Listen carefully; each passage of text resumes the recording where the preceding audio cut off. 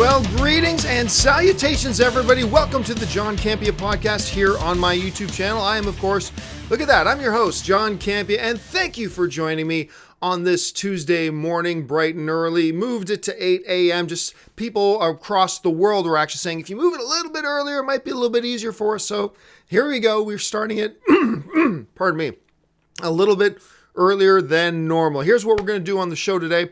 We're going to talk about some of the things going on in the world of movie and entertainment news. I got a few items picked out, and my voice is just not going to communicate with me today. And then I'm going to go to your topics and questions that you guys have sent in to me. How do you get a topic or a question on the John Campea Podcast? It's simple. Simply email me anytime at the John Campea Podcast at gmail.com. That's the John Campea Podcast at gmail.com. Send on in your questions. This part's very important, guys. When you send in a question or a topic, keep your email to 90 words or less, because if it's any longer than that, I just don't have time to read it, and I certainly can't fit it on the screen for everybody else to read. So keep it to 90 words or less. All right, guys, with that out of the way, let's get into the first topic today. Now, of course, Kingsman: The Golden Circle is coming out in theaters this week. I just did my review of it. And Matthew Vaughn, the director of such amazing films as Kick-Ass, as X-Men First Class, as of course the first Kingsman, and what I consider to be one of the single most underrated films of all time, Stardust. If you haven't seen Stardust, I still don't know what you're waiting for. Anyway, it came out and became official that he has had talks with Warner Brothers about possibly directing Man of Steel 2. Now, considering his track record with movies like Stardust, with X-Men First Class, with Kick-Ass, with Kingsman, and all the like, I didn't love Kingsman: The Golden Circle. For those of you who are curious, I did put up my review for Kingsman: The Golden Circle. It's not a horrible movie, but I thought it was a massive step down from the first one. There were a number of things about it that made me pretty disappointed. But at any rate,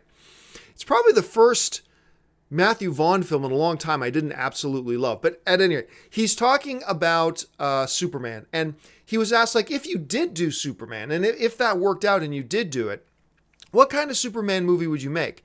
And he said some interesting comments. He said the following. Matthew Vaughn talked about a possible Man of Steel 2, and he said, I think Donner did it to perfection for that time.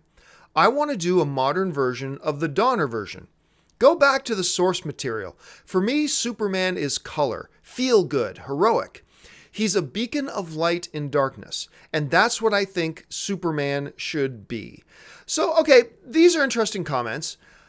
I think, though, it shows a couple of misunderstandings about the first Man of Steel.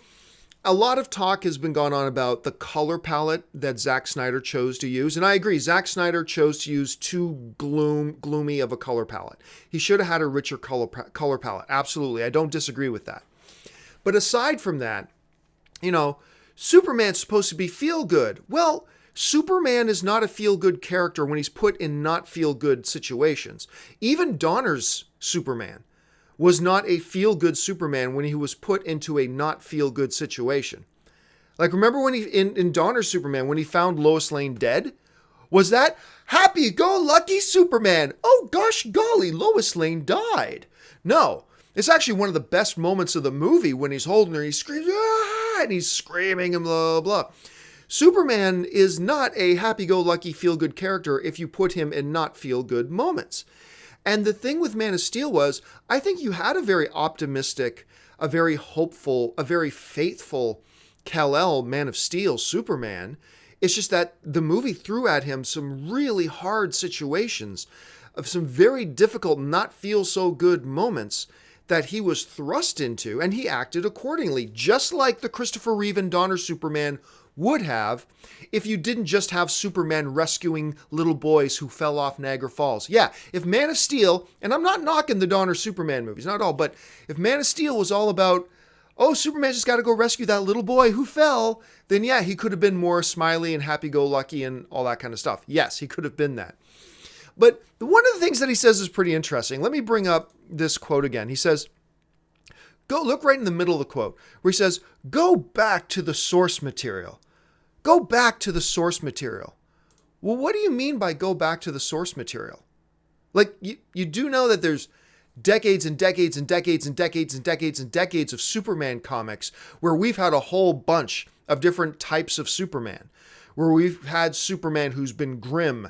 We've had Superman who has been like amnesiac. We've had Superman who's been this, and we've had Superman who's been that. It reminds me of that story that I tell all the time when Bryan Singer took Superman Returns to Comic-Con, and somebody said to him, "Hey, why did you decide to change the Superman costume?" And Bryan Singer said, "Change it from what? There have been 24 iterations of the Superman costume in the comic book. So when you say, why did you change the Superman costume? Change it from what?"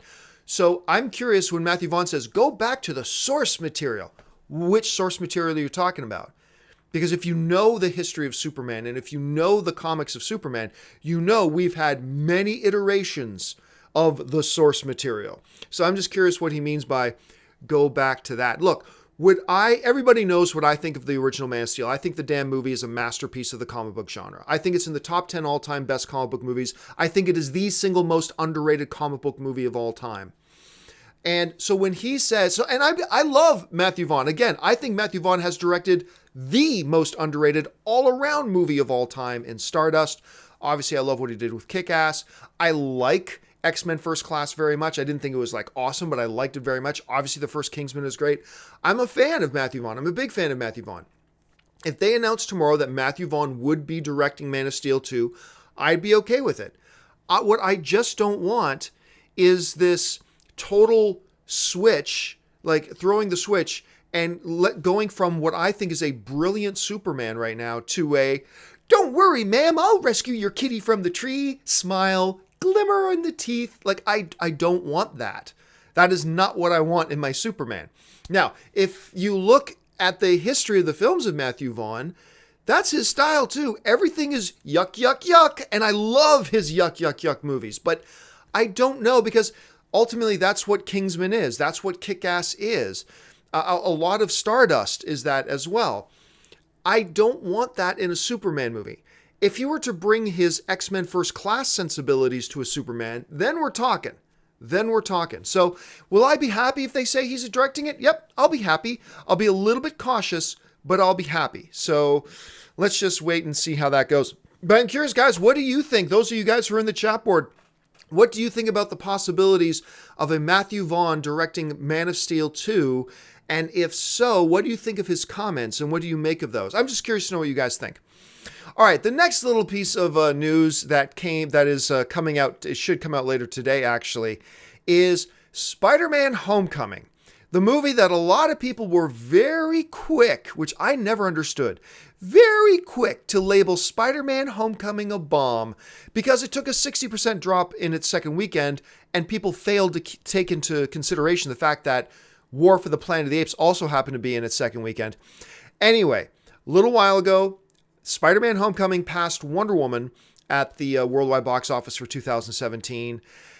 And now it has passed Guardians of the Galaxy 2. The official announcement hasn't come out yet because the Monday, Tuesday box office numbers haven't been reported yet. But as of Sunday, Spider-Man Homecoming was only $2 million behind Guardians of the Galaxy 2 for the number one spot at the box office for comic book movies in 2017. That means when the new report does come out, it will show that it will easily surpass Guardians of the Galaxy 2. Now, a while ago, this is going back a ways, I predicted that Spider-Man will beat Wonder Woman it will pass at $813 million. It'll beat that, but I didn't feel good that it would beat Guardians of the Galaxy. I think Guardians of the Galaxy will still finish ahead of The Amazing Spider-Man, or Spider-Man Homecoming, I should say. And, I was one right, one wrong. It is passing Guardians of the Galaxy to make it the number one box office comic book movie of the year.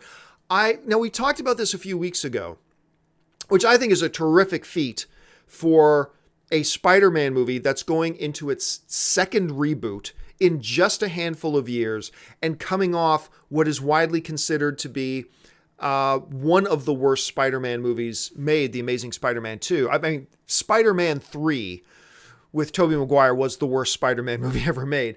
But I think it's safe to say that The Amazing Spider-Man 2 was with Electro was probably the second worst. So you had a Spider-Man franchise being rebooted again.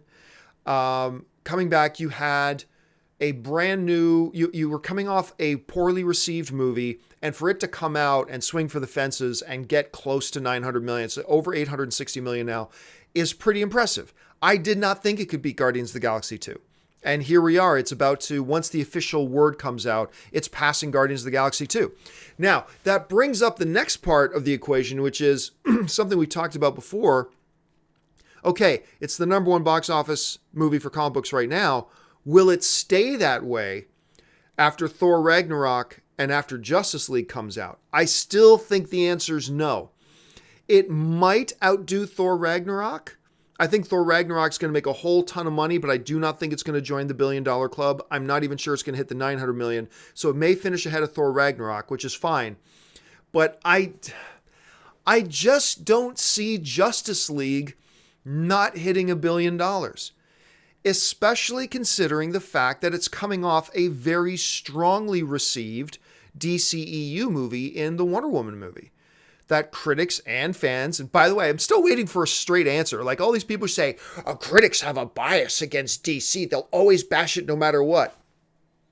Go check out the Rotten Tomatoes ratings on Wonder Woman and say that again. Anyway, but I just don't see. So you have Justice League with a big advantage of the fact that it's coming off a strong DCEU movie, and it's Justice League, for heaven's sakes, and trailers matter, and that last trailer we got was bonkers good. I just can't imagine a scenario in which Justice League does not end up being the number one comic book box office movie of the year. I just can't see it happening. So good for Spider-Man Homecoming, made a lot more than a lot of people thought it would, but I just do not think Spider-Man Homecoming will finish the year as the number one spot. I think that title will go to Justice League. We're going to have to obviously wait and see. All right, let's move on to the next little interesting thing. Of course, yesterday, the first poster for the brand new Tomb Raider movie got released. And I'll be honest with you, I thought it's great. I think for a first look, sneak peek poster, I actually thought it looked great. Now, they also released 15 seconds of like a teaser, a trailer for the trailer. And normally I hate trailer for trailers. I usually refuse to even talk about trailers of trailers. But I thought it felt, those 15 seconds they showed, it felt a hell of a lot more like Tomb Raider than the Angelina Jolie movies did. And I like the first Angelina Jolie Tomb Raider. I think the first Angelina Jolie Tomb Raider is probably the best comic book movie or the best video game movie of all time. But that little glimpse they gave us, I thought really felt like Tomb Raider, which was pretty great. Now, of course, the main trailer drops today. For all I know, the trailer may have already dropped today. Like we'll have to see. But it's going to drop a little bit later today. I'll give my review of the full trailer once it comes out a little bit later today. So everybody keep your eyes open for that. But, you know, some people were complaining about the spot and some people are complaining about the poster. I think it looks great. And, you know, I'll bring up the main picture again here. People are complaining about, she's got the neck of a giraffe. I'm sorry, when you look at it close up, no, not really. Does it look a touch exaggerated? Maybe, but I honestly don't see what everybody's talking about when they say, oh my gosh, they gave her a giraffe neck. And it's like, no, I've seen much worse. I've seen much, much, much worse than that. So, I mean, me personally, I don't really see the issue. I don't see the issue at all. Is it a touch exaggerated? Yeah. But everything is a touch exaggerated on movie posters. The size of Sly's bicep, a touch exaggerated. The size of whatever actress's boobs, touch exaggerated. The size of the girl's eyes in the poster, touch exaggerated. I look at it and say, yeah, the neck, to me, at any rate, the neck does look a touch exaggerated, but all these memes about a giraffe neck and all this kind of stuff, I don't see it. I simply do not see it. Anyway, let's move on to now the main part of the show, which is taking the topics and questions that you guys send in to me. Once again, email me anytime at the John Campea Podcast at gmail.com. Keep it to 90 words or less. And let's get on with the first question today. And the first question from a viewer today comes to us from one of my Patreon supporters, Ian Barth, who writes, Hey, John, been following you since just after the move to Collider. You mentioned on Friday's podcast that you would not put Christopher Nolan on the Mount Rushmore of directors yet.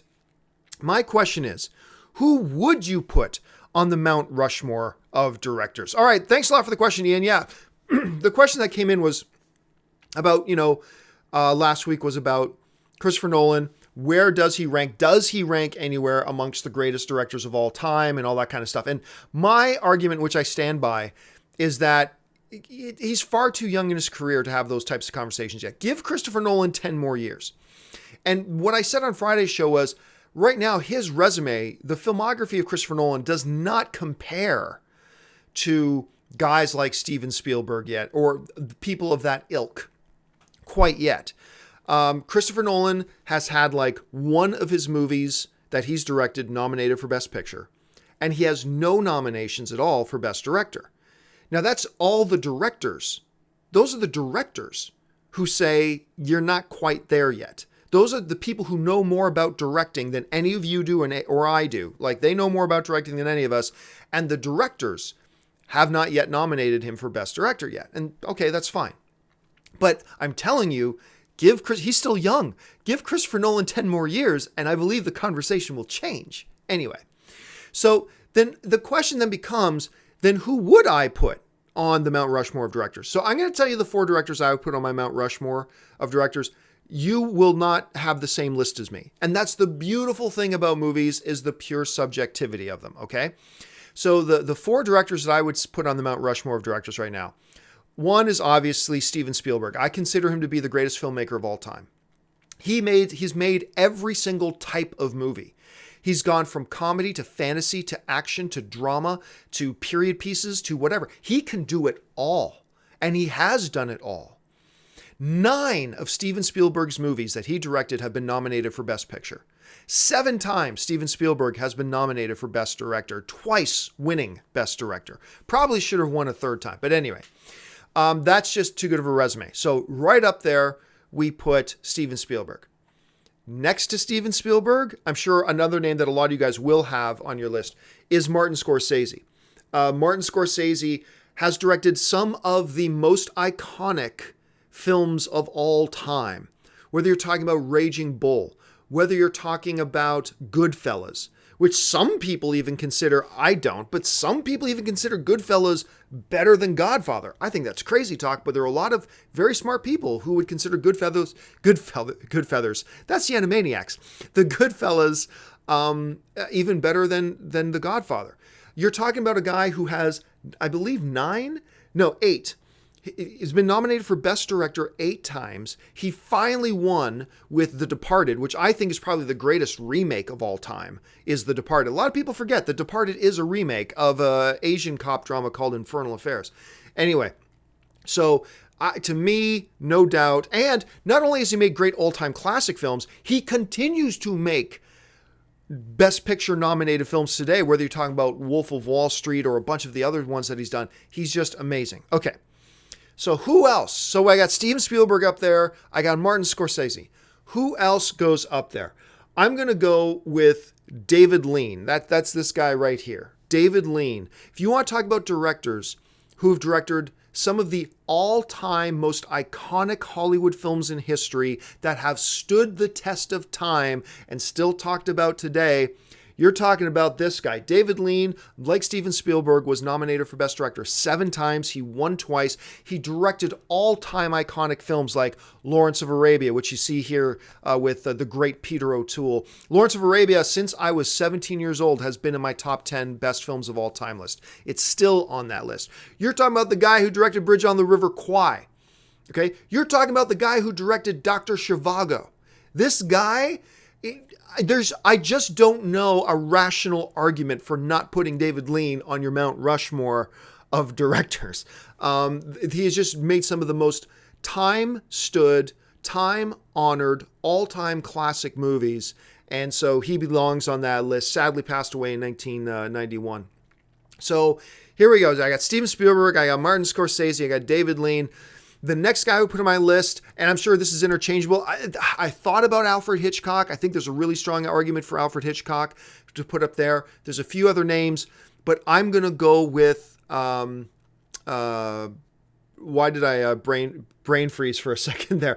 I'm going to go with the guy who did The Godfather, who did The Godfather Part 2, who did Apocalypse Now. We're talking about Francis Ford Coppola.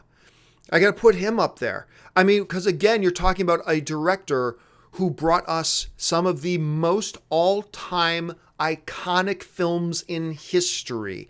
You go through 100 professional film critics, you're probably going to find at least 30 or 40 of them that'll put The Godfather or The Godfather Part 2, it's debatable, as the greatest motion picture of all time. Godfather and Star Wars are probably the most influential films of all time. Like, you're talking about films that influenced filmmakers, and you talk to directors and filmmakers and what movies influenced you. Star Wars and Godfather are going to be the films that are right up there on that list.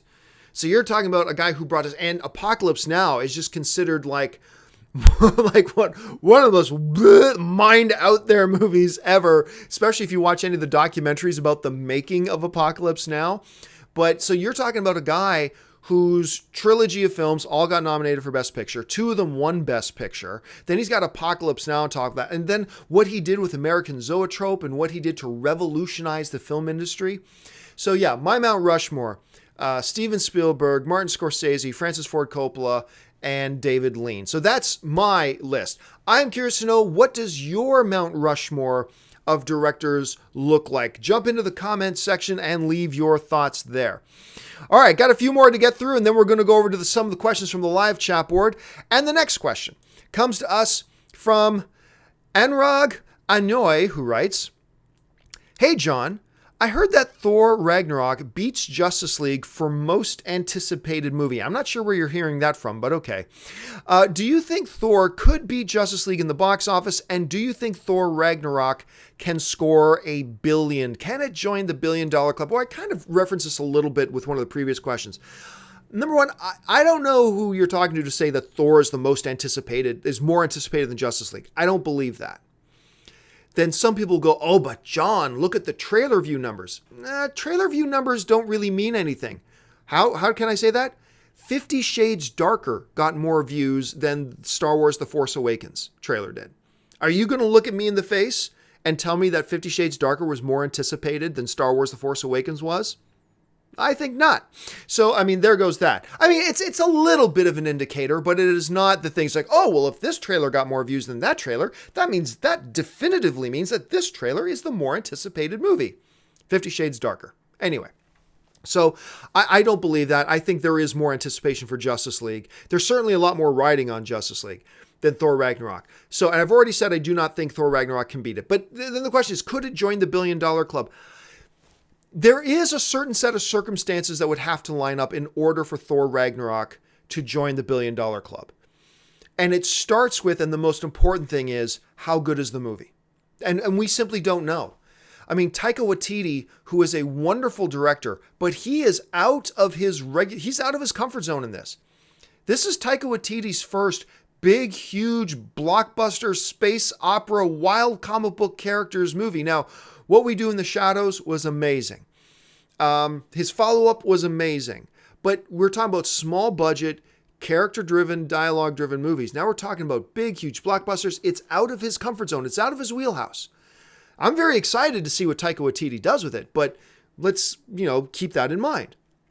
So really, whether or not Thor Ragnarok hits the $1 billion club will all depend on its quality. If Thor Ragnarok comes out and it crushes with the critics and the fans, and they love it, and the word of mouth starts going, then it's got a chance. Then it has a chance. But if Thor Ragnarok, I'll say this, if Thor Ragnarok is just really good, let's just say it's really good. Like Doctor Strange. Like, I think Doctor Strange is really good, but I don't think Doctor Strange is amazing. But I think Doctor Strange is a really good movie. If Thor Ragnarok is a really good movie, I don't think it hits $1 billion. If it crushes and gets like an Avengers or Civil War kind of critical and audience reception, then it's got a chance. But I mean, that's a tall order. To me, that's a really, really tall order. All right. Now, I'm going to move on to the next question, but before I do, I want to mention the first question I took today was obviously from one of my Patreon supporters. Now, my Patreon supporters, this is my shameless plug segment. Consider this the commercial break, if you will. My Patreon supporters are the ones who make this channel possible. You know, I do this full time now, make 70 to 100 videos every month. That's only made possible because of my Patreon supporters. My Patreon supporters get priority selection when it comes to picking out question for the John Campea Podcast.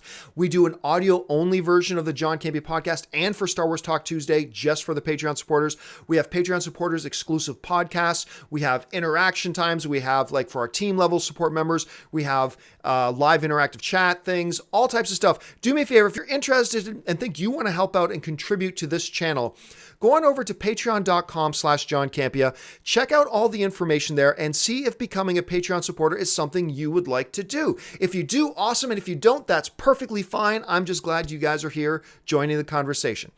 All right. With the shameless plug out of the way, let's move on to the next question.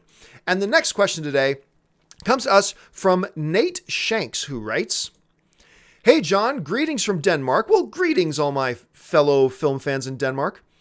With Itch smashing the box office and critics loving it, can the movie potentially get any Oscar nominations for not just being a good horror movie, but a solid, well-made movie? Well, thanks a lot for the question, man. And yeah, I heard something really interesting about it today, and I'm going to make a video about it a little bit later this morning. Keep your eyes open for that, though. I'm not going to drop it here on the podcast. I will drop it, but an interesting little bit of whispers I heard, if you will, about the sequel to It. I'll talk about that a little bit later today. I really enjoyed It. I thought it was a really fun, solidly made movie, killing at the box office. The critics are really enjoying it. Yada, yada, yada, yada, yada. Does it have Oscar chances? No way. No way. And I'm not just talking about as a spectator watching it and looking at it and evaluating it and understanding what the Oscars go for. I'm not just saying it from that. I'm saying if I was an Oscar voter, no way. No way. I can already think about 7 or 8 movies, other movies that overall were better movies than It. And I like It very, very, very, very much. But The Big Sick is a better movie than It. It's a very different kind of movie, but it's better than that. Wind River is better than It. Logan is better than It. I think Baby Driver is better than It. I mean, there's a long list. It is a really fun, enjoyable, surprisingly good movie. But no, it doesn't deserve like Oscar consideration. I honestly can't think of any category that it would deserve. I didn't think the soundtrack was all that memorable. Costuming, no, because it was just Pennywise. So I don't know that it would get costuming just for the one character. Visual effects, there are going to be other movies that get better better visual effects this year. So no, and that's okay. It's okay that a movie that we really like is not an Oscar contending movie. That doesn't take away from the fact that it's just a really enjoyable movie. I liked it a lot. I think it's really fun. I don't think, I really enjoyed Spider-Man Homecoming too, but I don't think it deserves Oscar nominations. I mean, maybe for visual effects, some technical awards, yes, it might be in consideration for that, but I don't think it qualifies for that. But what do you guys think? Jump into the comments section. Let me know your thoughts. That's the great thing about this. Movies are subjective. Just because I think one way doesn't mean you need to think that way. You might have a totally different opinion and perspective. Jump into the comments section and let me know. All right, and we move on to the final question today before I go over to the live chat board. And the final question today comes to us from Blu-ray Bill. And Blu-ray Bill writes, "Hi, John. I'm a big fan. Thank you so much, Blu-ray. I was wondering, what are the worst films of 2017 so far, in your opinion?" All right, thanks a lot for the question, Blu-ray Billy. And look, again, I just said it, all film is subjective. I'm going to give you my list of what are the 5 worst films of the year. Now, when I talk in terms of best films of the year, worst films of the year, I'm talking about major wide release films. Yes, you can always find some movie that some guy made for $25 with his buddies that is a worse movie. Yes, but I'm talking about major Hollywood wide release films, okay? So my list will not look like your list, because actually I may have a couple of my lists that you would go, "John, you're crazy. That's one of my favorite movies of the year." And that's cool. That's the beautiful thing about movies, man.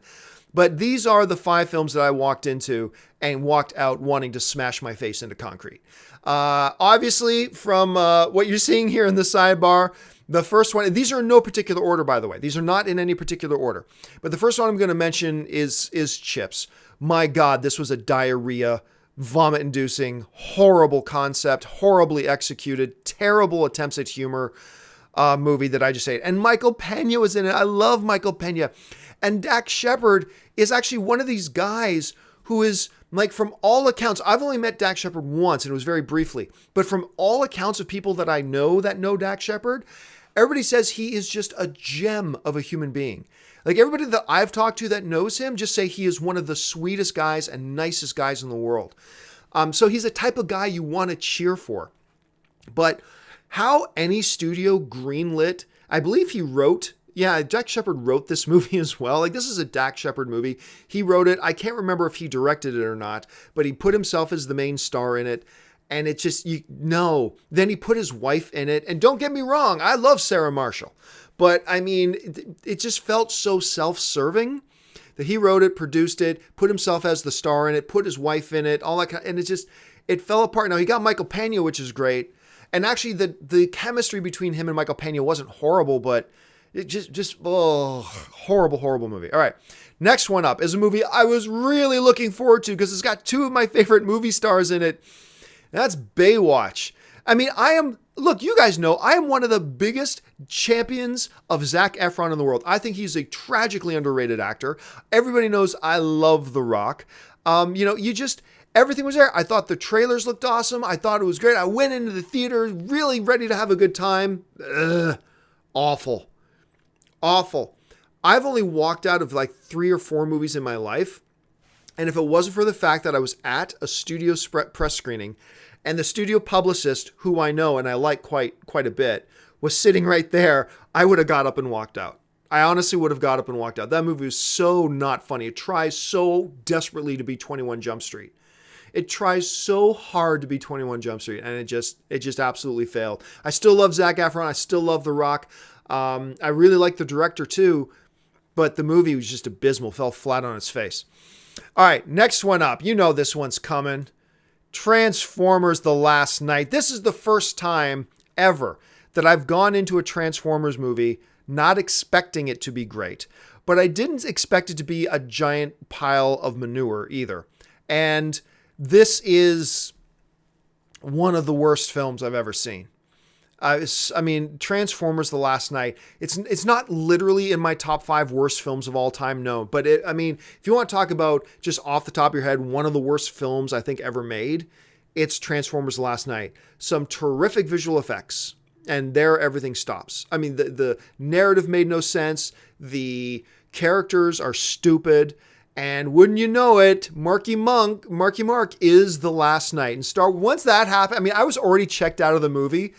But as I started to see it coming, I'm like, oh my God, if they actually say that Mark Wahlberg is the last knight, the last Cybertronian knight, if they say I don't know what I'm going to do. I'm going to scream into my bucket of popcorn. And then sure enough, there's Mark Wahlberg holding up the sword and he's the last knight. And I'm like, are you effing kidding me? And I'm just like, it was so outrageously bad. But anyway, then another one that I thought looked stupid, but I held out a little bit of hope, was the Emoji movie. Just terrible film where you can tell the people behind it, the filmmakers, just went, oh, who cares about the script? Let's just put emojis in it and people will love it. Woo! And it's so bad. So bad. And then I said these are in no particular order, but I will say that this next one is the worst film of the year. It is one of the most poorly made films ever made. It doesn't quite join my holy trinity of the 3 worst movies ever made, which is Battlefield Earth, Catwoman, and Highlander 2. Those to me are the 3 worst movies. It doesn't quite join those, but it is one of the worst. It is to me the worst movie of the year. One of the worst made movies I've ever seen. 50 Shades Darker. And I thought there would be, it wasn't even sexy. There's nothing is redeemable about this movie. Absolutely nothing is redeemable about this movie. And it actually surprised me because while I was not expecting 50 Shades Darker to be a great movie, Fact of the matter is, 50 Shades of Grey was a bad movie, but I mean, that's it. It was a bad movie. Out of good movies and bad movies, 50 Shades of Grey I thought was bad. It was a bad movie. But it's not like sing songs about it so bad. It's not like gouge your eyes out bad. It was just bad. It didn't quite do it. That's all. It just stumbled, didn't quite achieve what it was trying to achieve. Bad movie. But not like horrendously at the bottom of the sewer awful. So I kind of expected the same thing from 50 Shades Darker. I thought, okay, it's going to be bad. But I mean, let's see what kind of redeeming qualities they can bring to it. But I'm expecting it to be bad. I've never seen more laughable filmmaking. I mean, the filmmaking was laughable in this. It's just outrageous. So those are my 5. Just running them down again really quick. What I think of the 5 worst films of 2017 so far. We've got Chips. We've got Baywatch. We've got 50 Shades Darker, which is actually the number 1, even though none of these are in any particular order. We got the Emoji Movie, and we got Transformers The Last Night. So those are the ones that I consider to be worthy of the honor of absolute worst movies of 2017 so far. All right, guys, I am now going to go over to the live chat board, which is over here. And I'm going to take some of the questions that you guys are firing in. This is a little bit of an awkward time because I'm trying to read and pick out questions at the same time while I'm live on air. Let's see. Hakar G writes, what do you think of Joseph Gordon-Levitt or Jake Gyllenhaal as either Joker for the origin film or Carnage for the Venom film? You know what? You guys know what I'm going to say. I don't care when it comes to what do you think about this actor playing this role? The only thing I care about is, do they get good actors? Is Joseph Gordon-Levitt a good actor? Hell yes. Is Jake Gyllenhaal a good actor? Hell yes. So would I like either of those two actors as play anything other than the Dr. Martin Luther King? Yes. So my answer is yes, just because they are good actors. So sure, I could see them in there. Gentle Giant 80 is saying Batman and Robin is still the worst film I've ever seen. It's a special kind of bad. Batman and Robin is definitely a special kind of bad kind of movie. Jonathan Peck writes, hey John, big fan of yours. I was wondering this. I know it released about 2 weeks ago, but I want to know your thoughts about the first images of Rami Malek as Freddie Mercury in the Queen biopic. I liked it. Yeah. This is a movie that was supposed to come out years ago. And talking about the Queen biopic and Freddie Mercury. And remember for like 2 years, Sacha Baron Cohen was attached to play Freddie Mercury. And he was attached for years. And I actually thought he would have been a pretty good Freddie Mercury. I thought he would have been all right. I saw the images come out. Rami Malek, I think he looks good, but I'm not going to get too excited, nor would I get too discouraged by images. A good filmmaker can make any image look good. That's fine. Transformers images look good. What I'm really curious to see is once some footage comes out. That's what I'm waiting to see. And I don't know, maybe footage has come. I haven't seen footage. I've only seen some stills. So I have not seen any footage yet. Maybe it's out there. But until I see footage, I'm not going to get too excited, nor am I going to get too depressed about it. Let's see. Victor Lynn is asking, John, thoughts on Arrow's Prometheus? Yeah, I've mentioned this on the show before. I watched the last season of Arrow because everybody said, John, Arrow's gotten so much better. I didn't think it got that much better. Prometheus was an interesting villain, though. I think they had potential. I don't think they used him to his potential, but I thought he was a pretty good villain. And I just continue to hope that the writers of that show start cranking out some material that's worth Stephen Amell. They've got this world. I think Stephen Amell is just a really, I'm not going to say world-class talent, but very, very good talent is Stephen Amell. And I just don't think they're giving him good material to work with. But anyway, let's see. Terrell Coates says, John, I love the MCU, but I feel like the movies have no stakes. Thoughts? No, that's nonsense. That's nonsense. The movies definitely have stakes. Where the MCU doesn't have stakes is in the fate of their own characters. I feel no stakes with their characters. Like if I go in to watch Thor Ragnarok and Hulk dies, I'm not going to feel anything because I'm going to know, oh, Marvel's done this 50 times. It's a fake death. They're going to fake kill him and he's going to be back any minute now. If I go into Star Wars, if I go into Avengers Infinity War and, they kill Vision, I'm not going to feel anything because, oh yeah, no, give it about 10, 15 minutes. Vision will be back. because that. Now, that's with their characters. But overall, yeah, I've always felt the stakes. I do feel the stakes in the movie. Like, even in Age of Ultron with Sokovia and stuff like that, I felt the stakes. Like, a lot of that movie is revolved around trying to desperately save these hundreds of thousands of lives. You're talking about the first Avengers movie, and you're talking about saving the world from alien invasion. I felt the stakes. When you're talking about something like even Ant-Man, like a dude saving his family, like not everything always has to be global scale. I felt the stakes. So I disagree with you that Marvel films don't have stakes. They absolutely have stakes. They absolutely do. But they fail, to me, at making me feel like there are stakes when it comes to their individual characters, because they've fake killed their individual characters so many times now that I just don't buy it and I just don't believe it. All right. Oh, this is a good one. Brendan Blood is writing, "Hey, John, how do you think the new Tom Cruise movie American Made will do?" I don't know. I'm very excited for American Made. I missed the press screening for it. I have not seen the movie yet. I'll see it probably this week sometime. I don't know how it's going to do, to be honest with you. I think it looks really good, and I'm excited to see it, and I'm excited to get out there and watch it. But I can't tell anymore with Tom Cruise movie. I don't know if people are connecting with it. Now, maybe people who watch Narcos, and I know I've been talking about Narcos a lot lately, maybe everybody who watches Narcos will go out and see it because Tom Cruise's character in American Made is a character in Narcos as well. And if you've watched Narcos, we know what happens to the character and what the character goes through. But so maybe people who are into Narcos and watch that are really excited about it because they've seen the same character there. But honestly, I don't know. Seriously, right now, I have not looked up the tracking numbers. But American Made could open to $15 million, and I wouldn't be surprised. And it could open to $40 million, and I wouldn't be surprised. I don't see it doing like a $50 or $60 million opening, but it could open to $10 million. I'll go, yeah, okay. And it could open to like 35 or 40 million, and I'll go, okay, yeah. Like, I don't know. It's a pretty wide area of margin right now. I just don't have my finger on the pulse for how people are feeling about it. All right. Next question here is,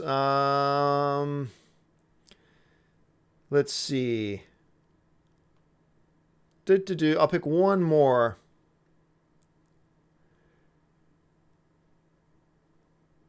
Do you think, this one comes from Noah Korth, do you think we will ever get to see Rey, Finn, and Poe together on screen in episode 8 or episode 9? Yeah. Oh, yeah. I have no doubt we will see them all together. When? I'm not sure. I don't know if it'll happen in episode 8. I don't know if it'll happen in episode 9. I would be shocked as hell if we didn't get to see all of them on screen together at the same time. I believe absolutely we will. All right, guys, that will do it for me for this installment of the John Campea Podcast. Thank you so much for joining me. Listen, don't forget, make sure you subscribe to my YouTube channel. Just click on that subscribe button, become one of my subscribers. It's great to have you here. Make sure you follow me on social media, on Facebook and on Twitter, simply at John Campea. Once again, consider becoming one of my Patreon supporters. Thanks a lot for joining me, guys. I will be back again tomorrow at 8 a.m. live again. I think this might be the new permanent thing, actually. I know I've been playing around the first couple of months, and I said I would do this. The first couple of months of me getting my YouTube channel back up and running, I said I'm going to be playing around with some things, but I think this 8 a.m. is going to be the time now. I think I've settled on. I'm going to give it a few weeks, but I think this is the best compromise. I think this is what's going to be. So I'll be back again tomorrow. Make sure you share my videos around. Thanks a lot for joining me, guys. And until next time, bye-bye.